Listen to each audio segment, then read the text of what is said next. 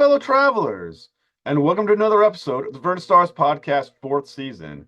How my loyal listeners, thank you for continued support. This is an amazing episode because Winifred Phillips talks the score to Wizardry, proving ground with a Mad Overlord. Now, come aboard as we go traversing the stars. Hi, Mrs. Phillips. Thank you for coming to the Versus Stars podcast. Hey, my pleasure. Thank you for having me. Totally my pleasure. So I always start off with a question of inspiration. So inspire your love for music and who your earliest influences. Oh gosh, my earliest influences for music. John Williams, of course, is a big influence on a lot of composers who get into making music for media. As I did. And so, yeah, that. But I also loved musicals as a youngster. So Bernstein was a big influence to me. Gershwin was a big influence. I love that kind of music, and it has always been a big part of what musical narrative has meant to me. Yeah, so I think those would be some influences that I had as a youngster. I mean, getting older, I got into lots of different forms, and minimalism was very important to me for a while. So, yeah, that Yeah. I think that's where it would be. Can you go back to slightly? Minimalism. Can you kind of discuss what that is real quick for our Oh listeners? yeah, yeah, yeah. Well, I actually got very interested in minimalism when I was working with electronic arts on the Sim Animals project. The idea of minimalism is repeating patterns. You create like little figures that repeat over and over and over again and gradually change. The idea is that it's almost a mathematical complexity, but behind that, a sort of conceptual simplicity. You feel like the music is constantly moving, and yet also it's static. It's not changing. It's kind of a magic trick that it really pulls off. And there are some wonderful composers that can do that. Steve Reich and John Adams and Philip Glass are some wonderful practitioners of minimalism. And I've never really actually dove headfirst into the purest form of minimalism, where it's got a sort of mathematical beauty to it. I'm always sort of a post-minimalist, kind of sprinkling other elements into it. But I love the ideas and the techniques that are a part of that because it's very mesmerizing, particularly when you're using it for video games, because Hmm. it sort of mirrors the way you think sometimes when you're playing especially a strategy game where there's a lot going on a large playing field, and you're sort of spreading your consciousness out, trying to keep track of a lot of different things at once. The music kind of mirrors it because it's like there are all of these different cogs and wheels that are turning in the music all at once, and it kind of mirrors what's happening in the game. So I really like that sort of sense that the music is in microcosm echoing what the game's doing. So when you're thinking about minimalism or the medium in which best expresses or minimalism is best expressed, is it video games? Is it television? Is it movies? Like what in which medium is minimalism at best expressed? Well, oh gosh, it's been in everything. It's the concert hall has been a great forum for minimalist works, and Phillips Glass writes opera based around minimalism, so that's really cool. But it's been in video games for sure, and it's been in television and film. It's really kind of permutated a lot of different genres where you would do musical expression. I didn't actually have a lot of opportunities to address like minimalist techniques in my latest project, Wizardry, Proving Grounds of the Mad Overlord. But I kind of touched on some thoughts in terms of motif repetition, which I think is always something that's very interesting when you're composing. You want to have a feeling of leitmotifs that recur. I mean, that's absolutely fascinating. So my understanding is when you say minimalism, so you're starting with a simple concept and just like are you building out from it into increasing complexities? Or are you maintaining the minimalist aspect of the music and you're kind of or you just let's say evolving it as for different themes and ideas? Yeah, well, in a lot of ways, it's kind of interesting because the term is a little deceptive. When you hear that it's called minimalist, you think, oh, it's very simple. It's not very simple. It's actually quite complex. There's usually tends to be a lot going on, a lot of counterpoint lines doing different things that move against each other. But because there's this sense of repetition and a slow progression of change. That's where you get the idea of minimalism. It's like the music doesn't seem to be going anywhere very fast, and yet it's fooling you into thinking that you're not moving when in fact you are. There's a wonderful 30-minute track by John Williams called Common Tones in Simple Time that moves in such a gradual way. It almost feels like watching a sunrise. You sense the change, but it's happening so gradually that it washes over you over a stretch of time. And I really appreciate what he was able to accomplish with that. You know, it's kind of funny when you're mentioning John Williams because when you're trying to explain minimalism to me, who obviously not a composer, but you know, has some idea of what you're trying to discuss.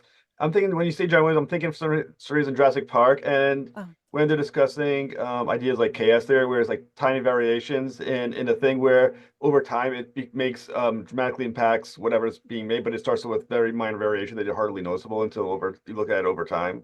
yeah. Oh, that's so fascinating. Absolutely. Yeah.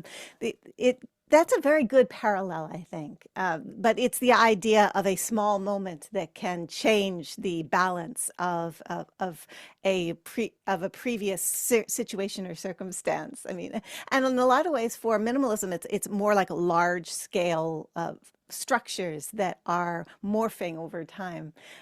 So it feels more like the idea of the movement of a glacier rather than the wings of a butterfly, if you know what I mean. No, I know exactly. I think I know exactly what you're talking. The more you're discussing it, the more it's crystallizing in my head what you're trying to say. At least from my musically ignorant perspective, I think it's being into cool. That's for me. So as you mentioned, you're actually you're composing a video game project called Wizardry, Proving Grounds of the Mad Overlord. Were you already familiar with the original game from 1981? Well, I'd certainly heard of it. I mean, anybody who's been a gamer for a while has heard of Wizardry. It's just so important to video games. It's the one of the best RPGs ever made. It was recently named by Kotaku. The remake was named as one of the best RPGs of the year. So that was really very cool. Yeah. And but the remake was so kudos to Digital Eclipse for doing that. But the Wizardry game from 1981 was one of the first party-based RPGs that had ever come out. It was developed by a couple of Cornell University students, and they were developing it for the Apple II. They wrote it in Pascal. It was a very simple game. The time really didn't allow for anything visually complex, and so you're dealing with a wireframe dungeon and static enemies and lots of text. So, but it brought that tabletop role playing experience to life, and that was really exciting for me. I mean, I love the whole idea of the fantasy role playing world, and so the opportunity to create music for a game which originally didn't have any was amazing. I mean, the original Wizardry from 1981 didn't have any music or pretty much any sound. It just had every now and then you'd hear a little beep when you hit a wall, and that was pretty much all that you heard. It was great to be able to create music for that, to sort of take it back to square one and think about what you could do musically for a game that was designed around this particular gameplay mechanic. I mean, Digital Eclipse has fleshed out the world and made it beautiful using the Unreal Engine, but the structure underneath is still preserved very faithfully to the way in which the game originally played. So trying to compose music for that game is kind of like both stepping back in time to an earlier form of game development, but also taking with it the sensibility of a fully fleshed out medieval orchestral world in a fantasy ancient time inspired by medieval and Renaissance history, and the kind of musical instrumentation that goes into that, and the way you get to play in that environment, that sort of higher elevated fantasy adventure. It really was great fun to work in. Yeah, that's what I asked you about, because obviously when you're approaching making the music, you're considering themes, things, consider character, but like, as you mentioned, the thing about time period.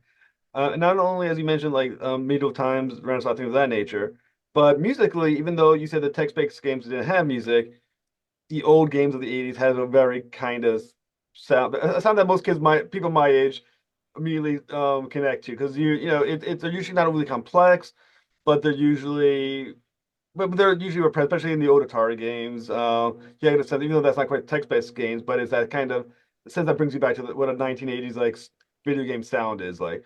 Yeah. So when you're developing a wizardry music, are you sticking with the concept of the time, the time period of medieval fantasy? Are you thinking about 80 games? Are you thinking about something totally different, or additionally things from beyond that?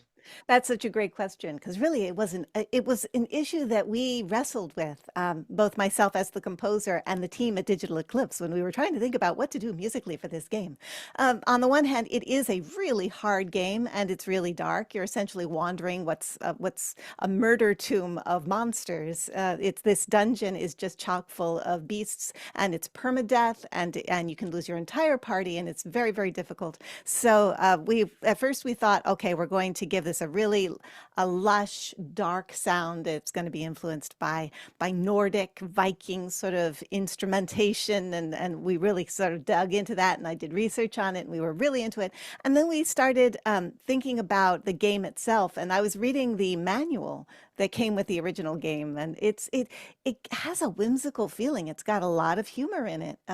It's illustrated by an artist who did a lot of illustrations for Dragon magazine. So it's at the time there's a definite sense of humor going on to that. And so looking at that and thinking about that part of the game, that sort of sense of humor, it felt like going ultra dark. Kind of felt like ignoring a big part of what the game was. So kind of took a step back and thought, well, what if I took it in a medieval Renaissance feeling and in that direction and focused on melody? And I think melody is very good for if you're kind of hearkening back to a more old school game structure. If you're thinking melodically, particularly for like the user interface music, like you're going into the Gilgamesh's Tavern or Boltak's Trading Post or the training grounds, that the inn, that kind of thing. Having a very melody driven musical structure almost has an old school nostalgia to it. That sense of a hummable melody that greets you as you come into these areas and have these sorts of interactions, make these kinds of choices about your characters and your equipment and things like that. And your skills it really felt like a cool way to go for the overworld. Like when you're in town, when you're in the castle, you're doing these kinds of things when you're in the safe zone. And then when you go down into the dungeon, I step away from all of that, and it's very orchestrally dark and focused very much on suspense. There's almost a horror feel to it. Everything is about uncertainty. So I'm constantly having the music suggest imminent threat. Whereas each corner you turn around might present a new danger, that kind of thing. And so that was a less of a melodically driven structure, although I did have fragments of melody in there that you would recognize from like the main castle or from some of the various areas you wander in the overworld. Kind of a sense that belongs to your heroes, and it just warms it up and makes you feel a little bit of an emotional connection to the hero's story. I think So that's I would say I think that's amazing. I think when you're thinking about composition for a video game, it sounds like the approach is different than you would a television show or a film. I kind of feel like a television and film, it's a evolution of a character, themes based on the evolution of a character over time. Mhm. And you're kind of focusing on character moments, character beats that hit at different scenes throughout.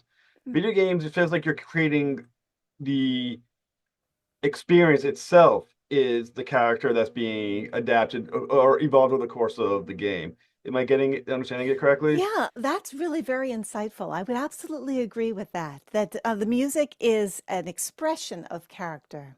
One of the things that's different about playing a game is that there's no sense of the way in which the linear events will unfold. There's no timing to it. Players have personal agency, and the way they play the game directly impacts the pacing in which they experience everything and how all of the events unfold. So they have control over it all. And so the music has to be more of a companion to the choices the player is making. You spend more time with the music. It's playing more with you as you're wandering, as you're making choices and encountering things and having battles and stuff like that. The music is with you, so it's not like making a statement. It's not more. It's more like punctuation in traditional media. It's getting in there and making a statement about a specific event that's occurred. Whereas music in a game is much more broad in terms of the sentences that it's constructing about the experience you're having. It's more of a flowing narrative, I think. And like I said, I really enjoyed a lot of the pieces. Well, we'll get. I'm going to hit on a few specifically, and we can kind of discuss the process, how you composed it, or the thought process behind it. One piece I really did love, and I think might have been my favorite piece. I don't know, Gilgamesh Tavern is maybe, but Lord of the Castle is maybe my favorite piece. I'm thinking it's that Oh. one. It's this it's a very beautiful song, and it kind of has very much harkens back to obviously older times, medieval times. So how Mhm. do you did you approach developing the melody? Is that and I think like for like instrument wise, is that like it something with like an oboe? Is that an oboe at the beginning, or is that did I call it correctly?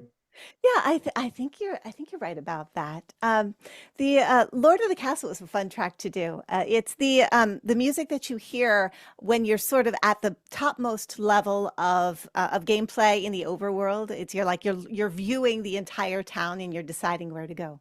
So the music, that's the music that you're hearing when you're there. And the melodies that are playing are actually quoting each one of the separate melodies for the points of interest in the town. It goes from one to another. So you'll hear some of Gilgamesh's Tavern, you'll hear some of Boltak's Trading Post, you'll hear some of the trading grounds or the adventures in all of these little melodies. And they've been like reinterpreted to be softer edged and more orchestral and more pastoral because you're looking at things from a higher elevation. You've got a broader view. So that was fun to do, and it was one of the later tracks that I composed. So I had the music from all of these other areas created first, and then I went back and sort of pulled it all together for Lord of the Castle, so that you would kind of feel the bigger picture. And I think there's a moment. Now, I might have read too much into the music, which is possible, but of course, as most people would say, once the music is out there, it's up to your interpretation. So I'm not entirely wrong. It just might be a thought. Anyways, um, and there's a point in the piece around a minute 47 seconds where what it sounds kind of upbeat, kind of adventurous, takes on a slight dark tone to it. The slight darkness at that moment is not doesn't permeate throughout the entire piece, but it's definitely it's there. It's like a slight downturn. So what does it mean for the larger picture of Lord of the Castle? What is the important meaning of that the dark that moment of darkness within that more upbeat piece? That's a good catch. Yeah, I tried in a lot of the pieces for Wizardry, Proving Grounds of the Mad Overlord, to weave in that sense of darkness because that was kind of the initial inspiration when we were thinking about doing a more Nordic texture to the music. And a lot of those ideas did go into the score. I used a lot of bowed lyres in the score, and it's got a very sort of ancient, rough and tumble kind of feeling to it. They did a lot of drone work, so there's quite a bit of droning in the Wizardry score, as a very medieval sound, very harkens back to a much more rudimentary time when so it just trying to create a sense of place and perspective, like I put you in that world. And so those bowed lyres really did that, and a lot of dulcimer and other instruments from that period. And then I'd move forward and do some of the more refined things from the Renaissance, like the recorder consort, the viola da gamba, and things like that. But those droned instruments were really important for that sense of foreboding, the darker texture. And the droned instruments actually follow you into the dungeon quite a bit. You do in the bestiary, and especially in camp, you hear a lot of those bowed lyres just doing that deep drone that while the melodies kind of weave in and out of it, and it definitely gives a sense of unease, which was something I really liked for this project. There's a lot of good pieces. Like the other piece I really enjoyed was Gilgamesh Taverns. Um, so it's such a fun. My memory is that it's such a very fun melody for Gilgamesh Taverns. So when you're thinking about when you're developing the music for it, how are you giving? Because once again, we're talking so maybe individual character. We're talking about place character. Mm. So how did you determine the character of the tavern? And which elements of the tavern did you key in on in developing your theme for it? Nice. Yeah. Well, I knew that when you're going to the tavern, you're recruiting adventurers to join your party. So it's a very convivial sort of idea, the idea that you're sort of making friends and bonding together to go have an adventure. That was a big part of it, just in terms of tone. But apart from that, a lot of the ideas for that track came from research. I was listening and absorbing some of the melody from the Codex Buranus, which was a medieval manuscript of drinking songs, essentially, which seemed very appropriate to the tavern. And so, just listening to what was there, and it's a very medieval music is cool because it's based around fourths instead of fifths, and rather the open fifths rather than the triads. You've got open fourths and open fifths. You don't have triads, and that's really interesting to me because we in our modern sensibilities are very focused on the triad chord as a structure, but in medieval times it was all about those open fourths and fifths, and it feels alien to us, but to them it was beautiful music. That's what music was meant to be. And that was fun, like musical vocabulary to play with. So I had a great time kind of thinking about melody in a different way because the harmony structures underneath it were pulled together like there's a different edifice that the melody is resting on. So that was really interesting to work with. And I think another thing that's kind of fascinating and how. So when I was listening to Wrath of the Wizard, okay, Mm. um, you're basically using the human voice as a instrument, right? Yeah. I know there was definitely melody with the voice, and I don't know if they were if the words were coming out of the language I wasn't getting, but it sounds like it was basically using as melody. So when did you just like when or how did you choose to use the voice at that moment instead of instrument, and why there? Oh, yeah. Well, one of the things that's cool about the game Wizardry, Proving Grounds of the Mad Overlord, it's focused very much on magic because the gameplay mechanic of casting spells is just so much fun. There are over 50 spells that you can cast, and it's really what makes the game strategically interesting and fun. I mean, you can swing a sword all you want, but spells are so much more complex, and Hmm. there's so many more variables. So then there's a lot in the game that's encouraging you to cast spells. So I knew I really wanted a track that was going to sort of salute that and honor it. And in the game, right from the version from 1981, every spell had a fun name that you would. In the original game, you would type in the name and the spell would be cast. So there was a real emphasis on those spell names. So I think I started thinking about choir when I was thinking about those spell names and how can I bring them into the music? How can I make that a part of it? Because it really felt like a nice way to salute the original game and to salute the fandom. The lyrics that the choir is singing are the spell names from the Wizardry spell book. So Okay. it really seemed like a fun thing to do. Plus, it was meant to be one of the big bombastic combat tracks that was supposed to give you a sense of the larger stakes of combat in the dungeon. The whole overarching narrative is that you are pursuing this wizard named Werdna who has hidden in the deepest part of the dungeon, and he has this magic amulet you're supposed to retrieve. That it's basically a very simple story, but that's what you're going after. So in Wrath of the Wizard, you're sort of pursuing the ultimate goal of finding the wizard and retrieving the amulet, and it needed to have a broader, more epic and bombastic feel. And choir really always goes a long way towards accomplishing that goal. As someone who is very much a comic book nerd, and I'm fans of characters like Doctor Strange, when I'm talking about spell casting, and the idea that, or Hellblazer, like John Constantine, the idea that spells are a manipulation of the natural world, Mm. right? And very interestingly, let me say you're talking about creating the human voices, which is very much as a more natural, organic music than instruments, which are obviously you develop man-made things of that nature. Is that the connection you're making between the human natural world and spells as a aspect of natural aspects?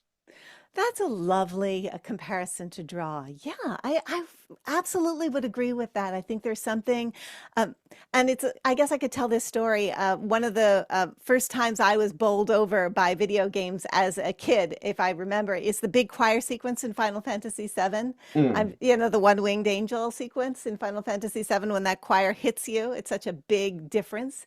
And I think the idea of choir in gaming as being like almost this magical power to it, to make everything sort of transcend the moment and elevate the experience. I think that stayed with me right from that moment. So I think it was probably inevitable. I think of choir as a way to sort of elevate and transcend the more mundane aspects of exploring the dungeon and fighting mundane monsters to take things higher and make things, I guess, feel more magical and more celestial, I guess. And I think another thing that you do that's kind of interesting with that same piece. Normally, once again, I'm obviously not a composer, so my experience on this is minimal. But the use of strings. Normally, strings are used to convey a sadness, especially violins, or moments of joy. In your piece, you're using string instruments, and I think the violin, almost creating this ominous, almost anxious effect, and how you're using it. So how did you determine to use the strings in that way, which does seem to be different anyway than often than they're used? That's a really interesting observation. I think part of it for me was that I had decided to go with an odd meter for the piece.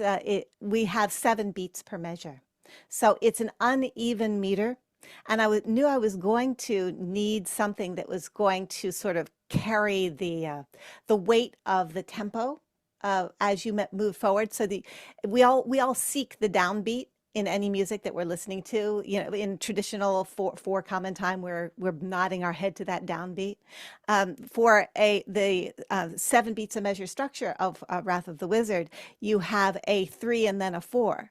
And so you've got 1, 2, 3, 1, 2, 3, 4, 1, 2, 3, 1, 2, 3, 4. And the strings are giving you that downbeat by giving you that dun dun dun dun dun dun dun dun dun dun dun dun dun dun. It's that 1, 2, 3, 1, 2, 3, 4. And because they can do this fast, sort of agitated bowing, that really makes you feel like the flutter inside because of how they're kind of sawing away.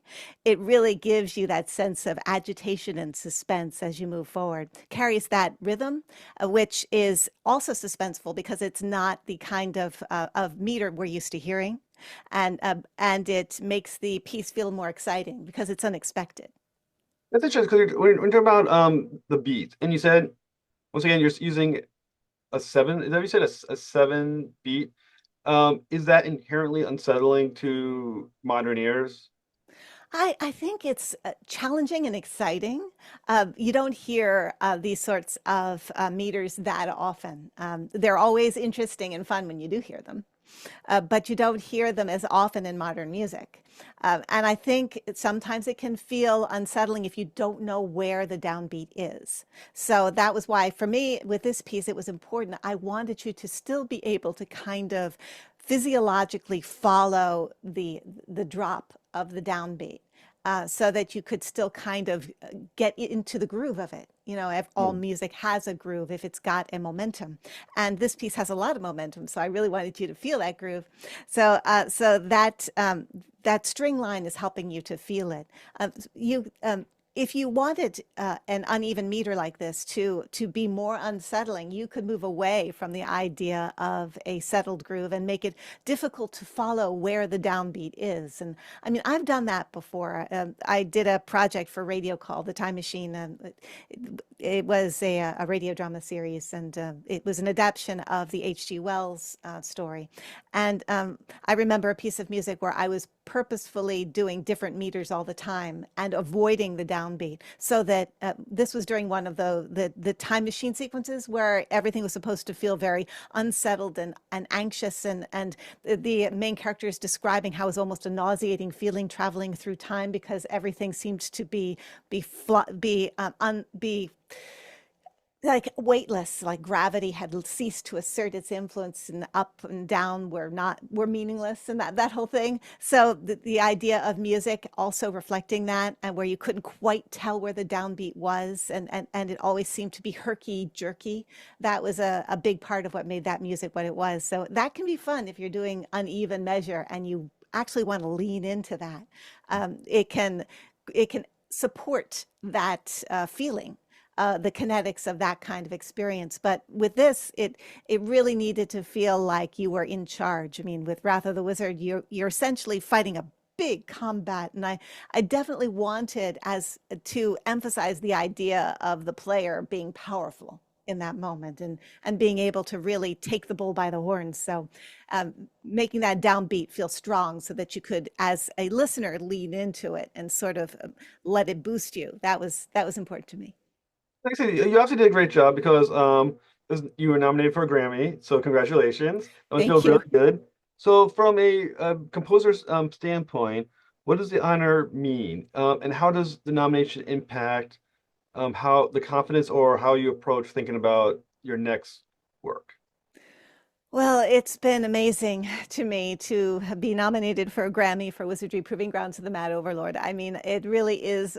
I think it's wonderful that it was for that project too, because of the history of it and how honored I was to be able to create the music for this game that has so much meaning for so many fans, and was developed so beautifully by Digital Eclipse. So it really was a very important thing for me. But I think just in terms of the Grammys recognizing video games at all, has been a wonderful development. Well, we've had a category for 3 years now before we were folded into just TV and film. And we kind of disappeared there because games are just so totally different from television and film. It's hard to describe how different they actually are. So putting them next to each other and trying to compare them as congruent art forms is just, it's a dichotomy. They don't match. It doesn't make sense. So it's truly lovely that they now have their own category. And to have been recognized this year with a nomination is just, it's amazing. I'm over the moon. Well, like I said, definitely congratulations on that. For our listeners, Wizardry Proving Grounds of the Mad Overlord, is it possible to purchase the music? Oh, yes. The music is available on my Bandcamp, that you can go and grab it. And it's also on Spotify if you want to listen to it that way. There is also a physical CD that is available only as an import from Japan. So it's the same soundtrack that's available here. It's slightly different, but it's got all the same music in it. But I think probably the best way to listen to it is you can come over to my Bandcamp and grab it, or you can listen to it on Spotify. Those are the best ways. You said it's called My Bandcamp? Oh, bandcamp.com. It's Bandcamp.com. Okay. yeah, yeah. I'll put it in the show notes, so make sure that people can find that. So that'd be fantastic. What's next for you? Well, I have another project that's coming out this month called Flint, Treasure of Oblivion, and it's a pirate game. So it's coming out imminently, and I'm looking forward to that. It's going to be great fun. Well, anytime you want to talk about it, please come back on the show. You're absolutely fantastic to talk with. Thank you so much. Well, thank you. This was a pleasure. Thank you so much. Have a great night. You too. Thanks for listening to another episode of the Furtive Stars podcast. Please like and subscribe. Turn for the next episode when Jim Palmiotti and Dave Johnson board to the mothership to discuss Pop Kill from Mad Cave Studios. To next voyage, travel on.